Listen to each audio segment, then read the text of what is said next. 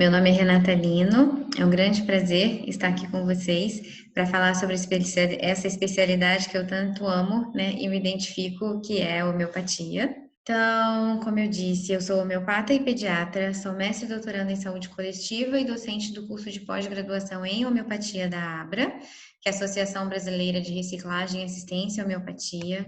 Continuando, então, sobre a minha trajetória, né, como que eu cheguei até aqui. Um pouco da minha formação acadêmica, eu fiz graduação em medicina na UF, Universidade Federal Fluminense, pós-graduação em homeopatia, que tem a duração de 2 anos na ABRA, tenho título de especialista em homeopatia, fiz residência médica em pediatria geral e depois segui a carreira acadêmica, né? Fiz mestrado em saúde coletiva e hoje estou finalizando meu doutorado em saúde coletiva na UFRJ com a tese em homeopatia.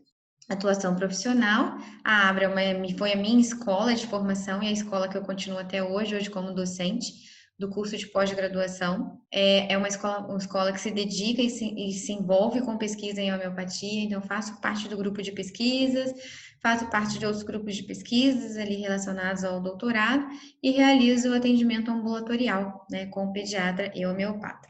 Então, para falar sobre a minha trajetória até aqui, né, como é que eu escolhi a homeopatia, como é que eu cheguei até a homeopatia ou como a homeopatia chegou até mim?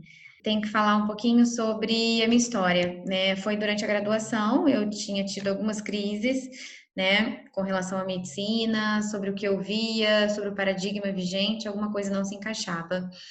Até que na minha terceira crise, na Semana Científica da UF, eu conheci o Romeu Carilo Júnior.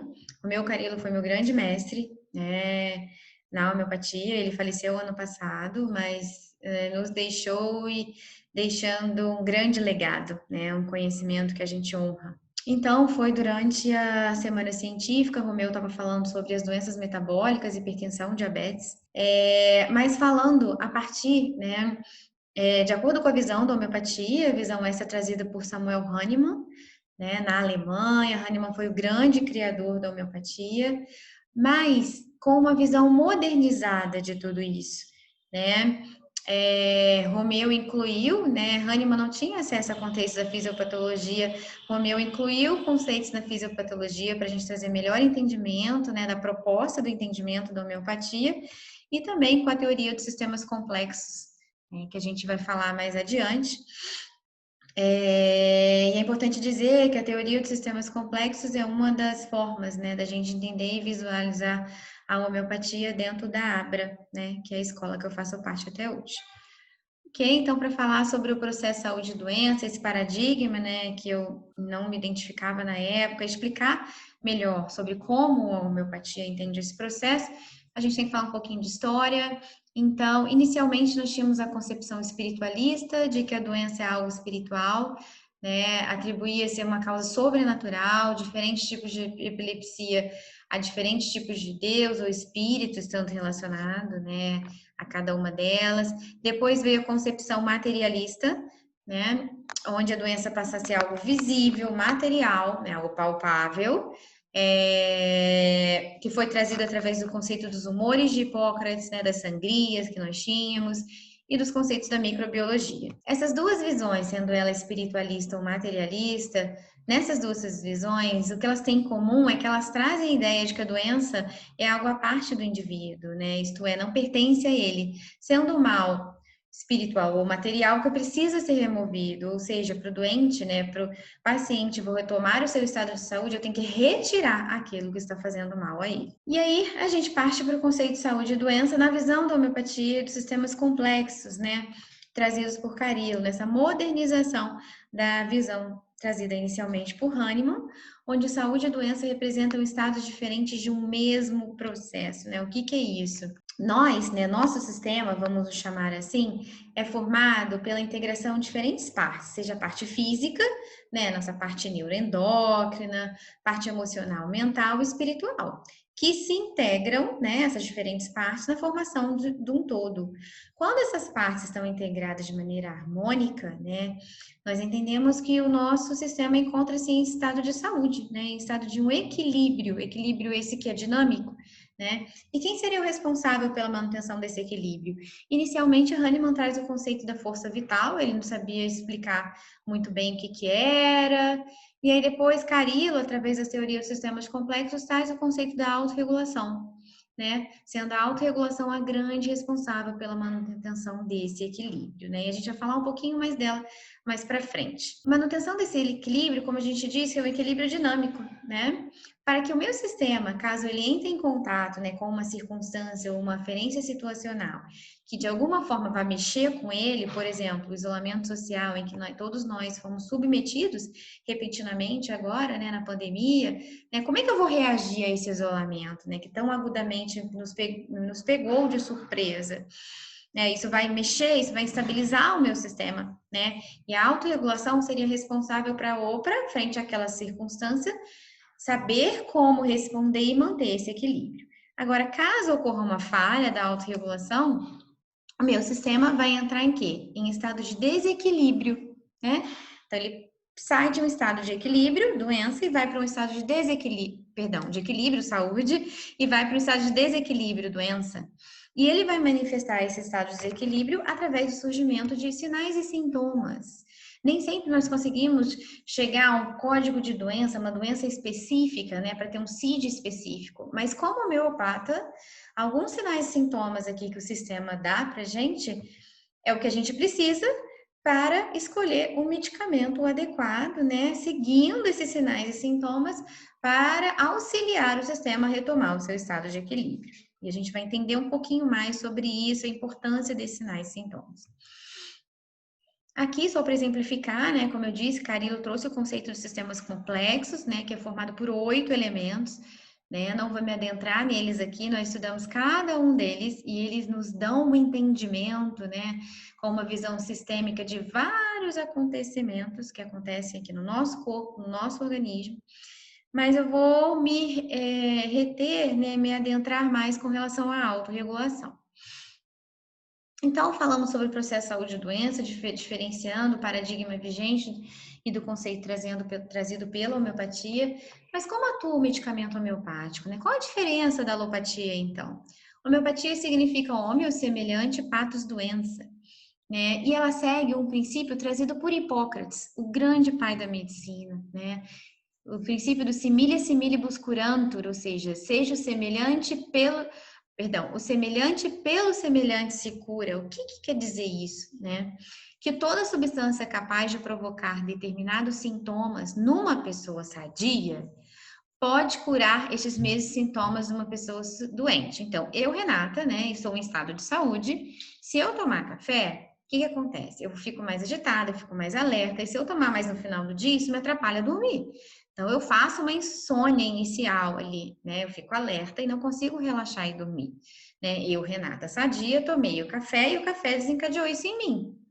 Esse mesmo café é usado, né, para formar um medicamento homeopático, que a gente chama, é uma das bases aqui, cófia cruda.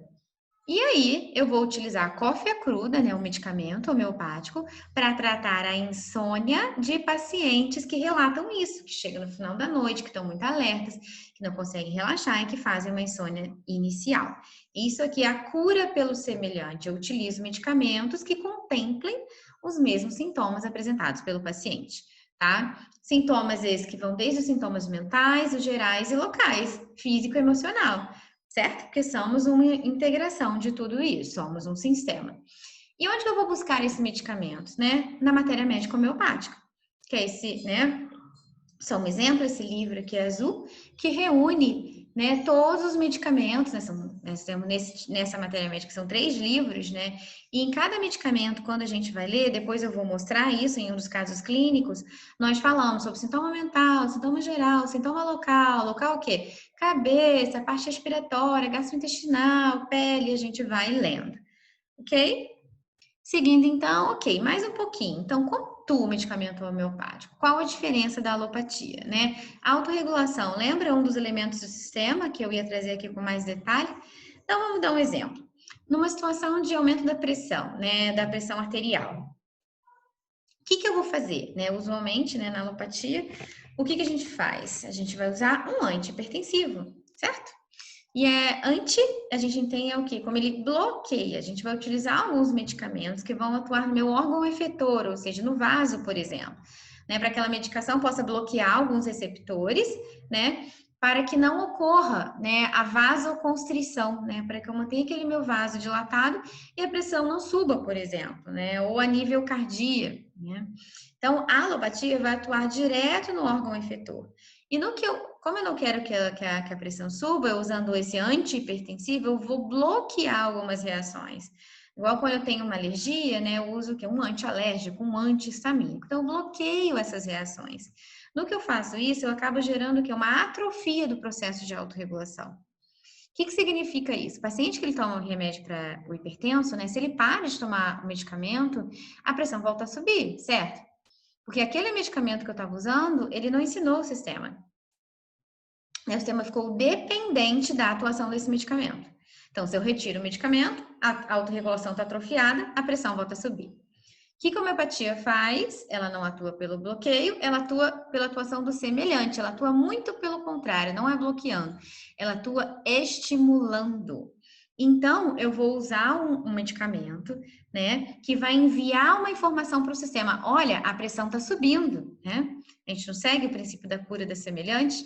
O meu sistema vai captar aquela informação e vai começar a se movimentar, né? Vai criar programas de ação, criar novas vias que ele não tinha, ou ativar vias que ele tinha para responder frente àquela situação, aumentando, né, a minha diurese, a filtragem ali, renal, ou diminuindo o débito cardíaco, de relaxando o vaso, ele vai fazendo esses movimentos, tá? A partir desses microestímulos que eu vou dando.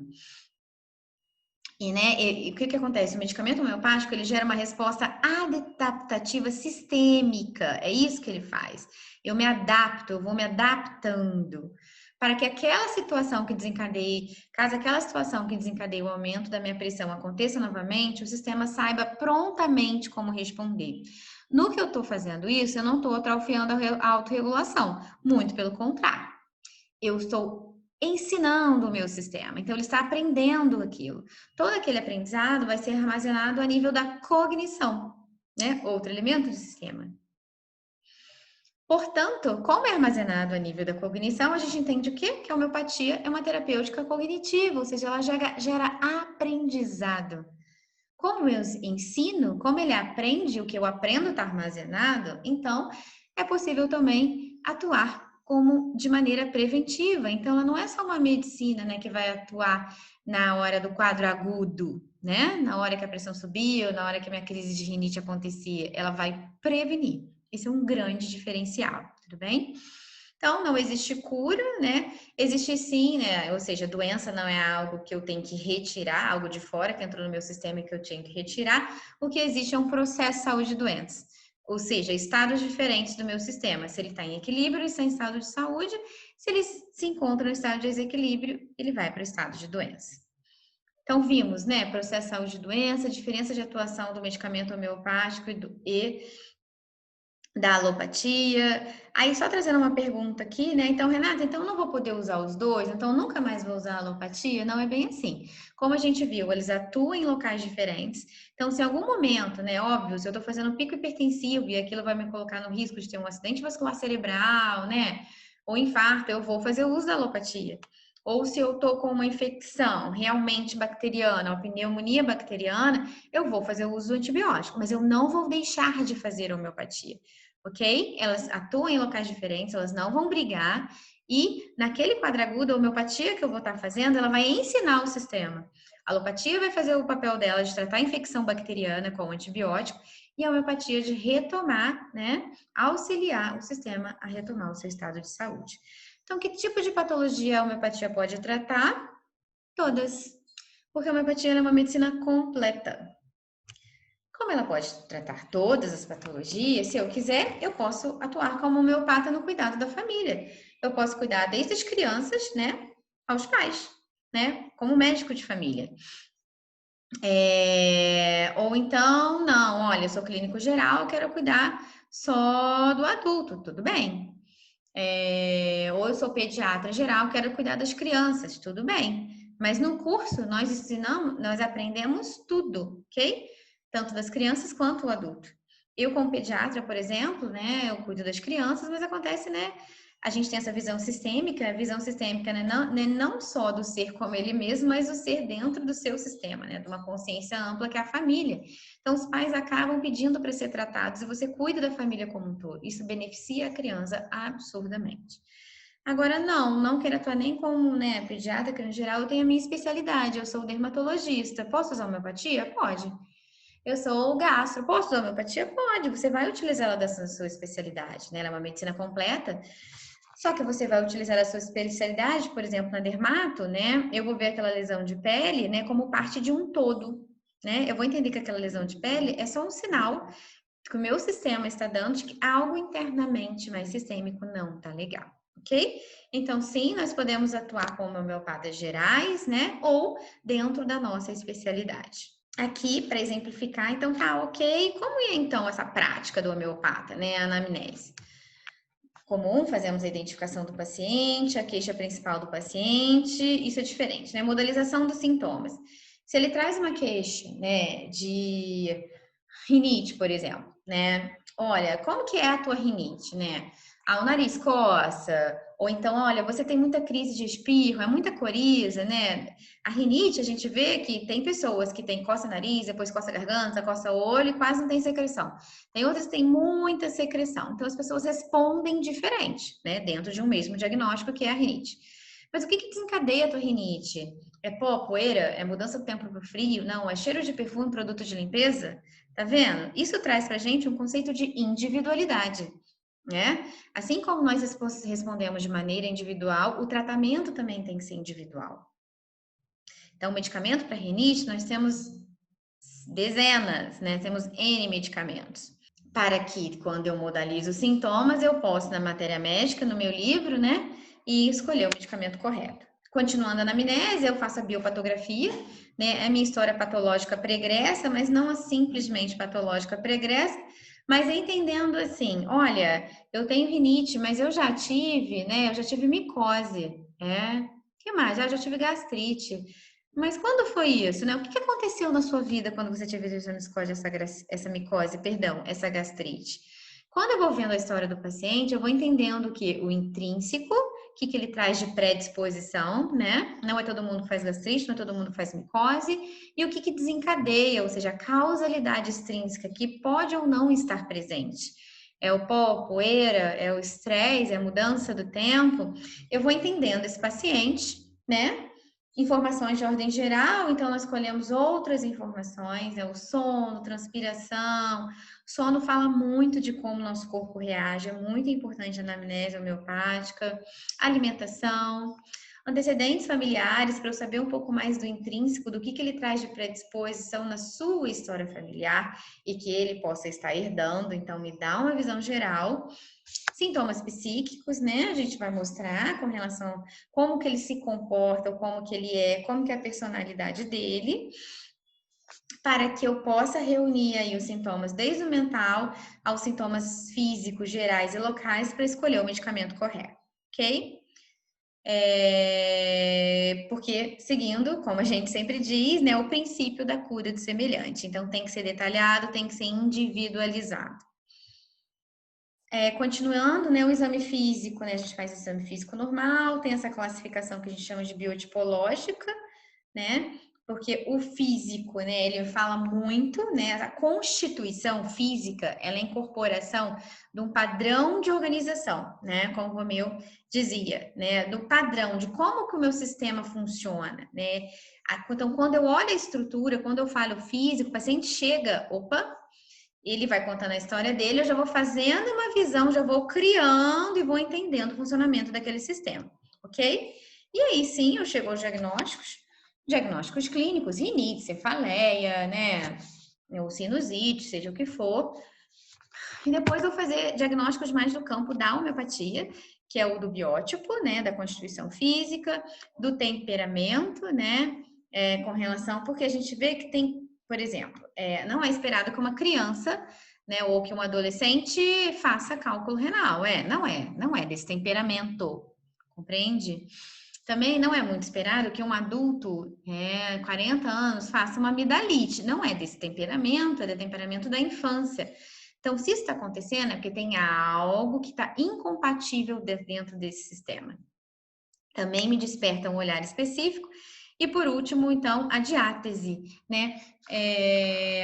Hahnemann trouxe o conceito dos miasmas, né? E depois, Carilo, ele revê esse conceito, né, dos miasmas, trazendo o conceito de diátese, onde são 4 diáteses, né? Psoríase, felinismo, psicose, tuberculinismo, onde ele reúne, né, determinadas doenças em cada grupo desses daqui, por exemplo, aqui a psora, né? E as doenças vão ser reunidas em função de terem a mesma base fisiopatológica, ok? Então, aqui eu posso colocar aqui doenças, por exemplo, metabólicas, né? Alterações, deficiência de metabolismo dos lipídios, dos carboidratos, das proteínas, certo? Que no sifilinismo a gente vai para uma questão enzimática, então deficiência em alguns sistemas enzimáticos, predispondo doenças hepáticas, doenças neurológicas, enfim, né? E aí a gente estuda dentro. Então, eu traço aqui um caso clínico, né, baseado em muitos casos que a gente vê na prática. Então, esse aqui, né, um homem, né, de 42 anos, que traz como queixa principal coceira na pele há mais ou menos 3 meses. Ok, isso é a queixa dele. Aí eu vou adentrar nessa queixa, né? Ele diz que ela é localizada nas mãos e pés, como a gente vê nessa foto, né? Caracterizado por um prurido, né? Por uma coceira intensa, que piora com situações de estresse, né? Piora com estresse, ó. Parece ter uma questão extrínseca aqui, né? Que piora, né? O que ele traz como intrínseco e talvez até desencadeie, né? Vamos ver. E aí, ok. Agora eu vou entender mais sobre essa pessoa. Então, vou partir para esse paciente, para biopatografia, né? E aí, ele vai trazer o quê? Informações do intrínseco e do extrínseco. Eu sempre tendo esse olhar, ó. Com 10 anos, ele disse que iniciou rinite, né? Principalmente por mofo. Opa, rinite intrínseco, mofo, causalidade. A adolescência foi saudável, aos 18 anos começou a faculdade de medicina, aos 24 anos ele terminou a faculdade e começou a dar plantões. E aí disse que começou um período de muito estresse. Um ano depois fez uma gastrite, com 30 anos começou um quadro de hipertensão, jovem, né? Ele diz que aumentou muito o estresse, né? Começou a pegar muitos empregos, né? Pegando trânsito para ir de um lugar para o outro, mora em cidade grande, sem ter tempo para ele mesmo, alimentação adequada, atividade física. E aí, com 38 anos, ele fez um cálculo renal, né? E depois, com 42 anos, ele começou essa coceira na pele. Essa coceira na pele a gente entende como desidrose, tá?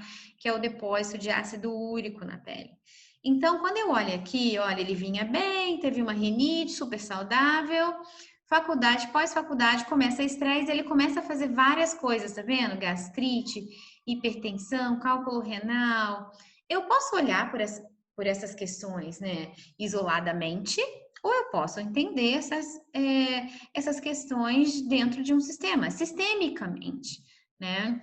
E a gente vê aqui o estresse nos parece, né, com uma grande causalidade para despertar o que ele traz de intrínseco, o que ele traz como predisposição. Outra pessoa aqui, né, em vigência desse estresse, todo mundo vai responder da mesma forma? Não. Outras pessoas poderiam estar fazendo o quê? Outro paciente, dermatite de pele, certo? Ou começou crise de enxaqueca, ou fazendo infecção urinária de repetição. Então, cá somos nosso sistema, né? Ele responde de maneira individual. Cada indivíduo é um indivíduo, então eu preciso olhar para o paciente com essa especificidade. Informações de ordem geral, ele fala sobre que, né, a gente pergunta muito, intestino é super importante. Ele diz que tem que fazer esforço para evacuar, dá uma sensação de não eficaz, daquela evacuação não eficaz. Provavelmente aqui na sobrecarga desse estresse, muito cortisol, adrenalina, ele deve estar com uma simpaticotonia, então uma contratura do esfíncter anal, né, provocando isso. Urina, cristais de oxalato de cálcio, né? A gente está aí, né, com essa questão aí mexida, já teve cálculo renal, aqui ele está com cristais. E na alimentação, ele diz que recebeu orientação para melhorar a alimentação, mas que não consegue seguir, muita correria, e que sente gosto amargo na boca. Gosto amargo na boca eu posso só ignorar, ou isso, vamos lá, sinal e sintoma me fala o quê? Como que o meu sistema tá. Então, tem que alguma coisa aí nesse fígado, né? Eu já vou começar acendendo aqui a minha anteninha.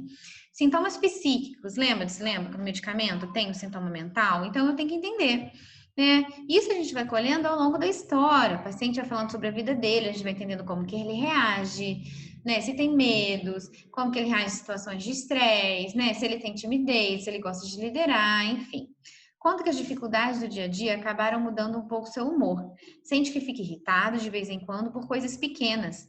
A esposa diz que ele desconta em casa as pressões do trabalho. No trabalho, gosta de coordenar. É supervisor da enfermaria do hospital, mas diz que acaba acumulando muitas funções. Apesar disso, se considera inseguro. Então, ele gosta de liderar, tem uma questão de segurança, apesar de tudo isso, e tem uma irritabilidade aqui, né? Isso é importante pra gente. Aí ele vai falando sobre a história familiar dele, né? Entendendo um pouquinho mais sobre o extrínseco, que ele traz a genética dele, né? A gente vê aqui que tem sobrepeso, né? Ele traz quadros de diabetes, de hipertensão, né? Alterações do colesterol, tem gota, né? Tem câncer na família. Exame físico, né? Tem uma PA de 160 por 95 e aquele fígado tô palpando ali no rebordo costal direito, né? Já tinha gosto amargo na boca, parece que tem alguma coisa errada. Então, fiz minha anamnese, meu exame físico, vou para os meus diagnósticos clínicos. Eu vejo hipertensão, vejo a desidrose, que a gente falou, e vejo cristalúria, né? Que são os cristais da urina, e uma insuficiência biliodigestiva, ou seja, uma dificuldade aqui a nível hepático, né? Uma disfunção ali provavelmente na produção da bile e na eliminação dessa bile. Depois disso, eu vou para o diagnóstico constitucional, né? Que a gente falou do biotipo na homeopatia, né? Que é o nome que a gente dá, o sulfúrico esclerótico, fala do metabolismo dele, né?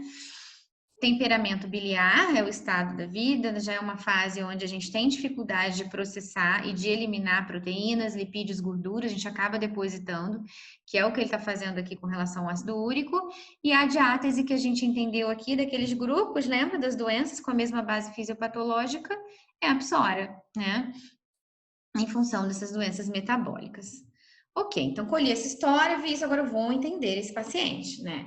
A gente viu que muitas coisas começaram a acontecer com ele vinha saudável a partir do momento que o estresse, né, veio de maior intensidade na vida dele, né? Atuando aí com uma grande causalidade extrínseca.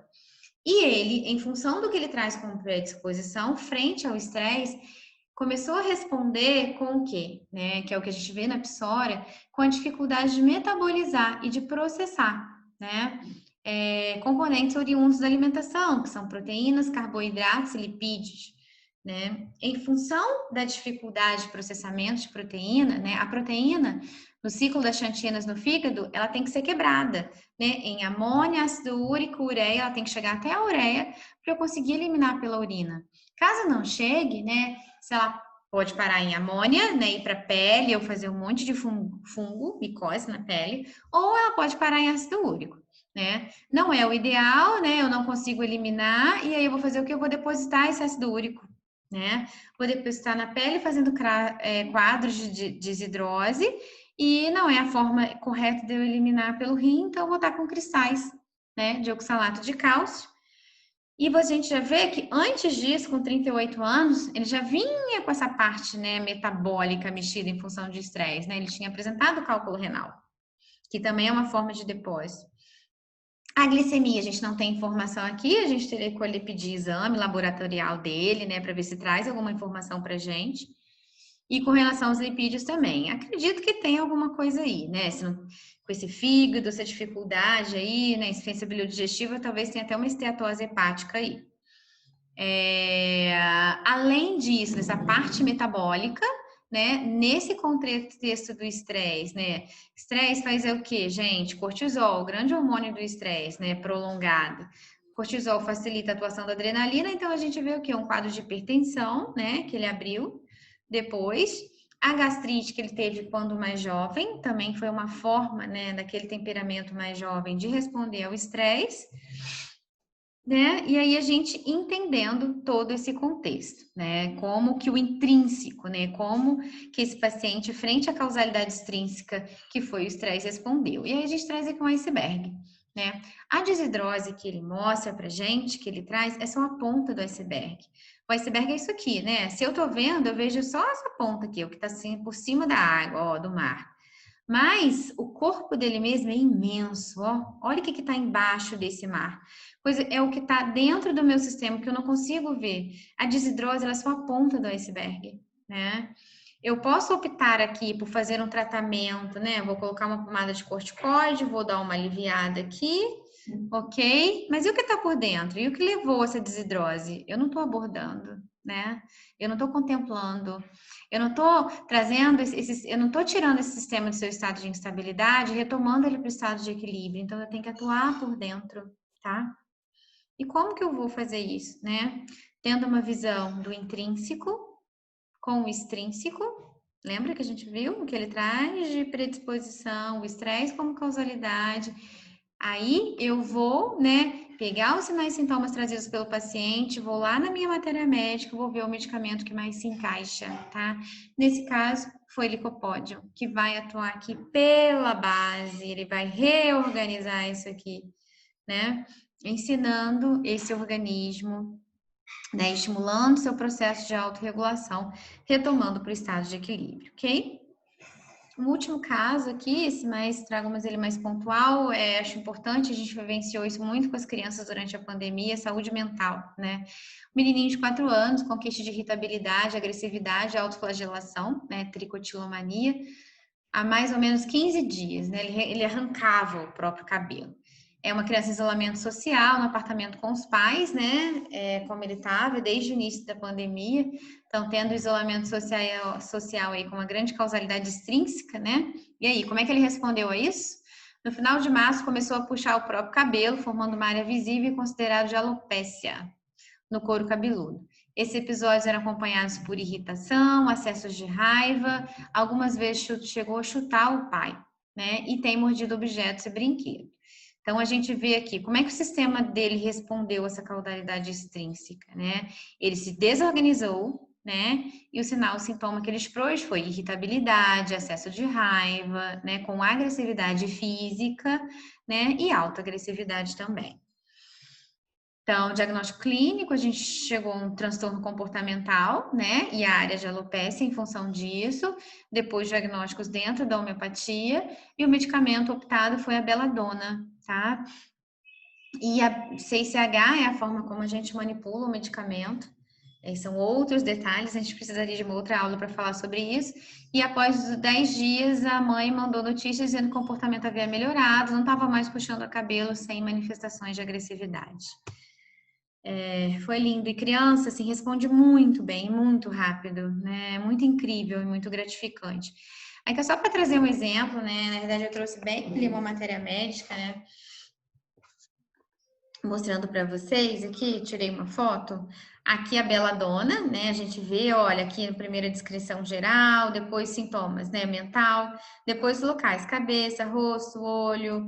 Olha o que a gente vê na mente, ó, crianças, né? Furiosas, que se enraivecem, que mordem, que batem. Na cabeça, o cabelo quebra, é seco e cai, enfim. Só para exemplificar, os sintomas mentais, sintomas físicos que eu vou buscar para poder, né, fazer o tratamento mais adequado para aquela criança e retomar ela para o estado de equilíbrio.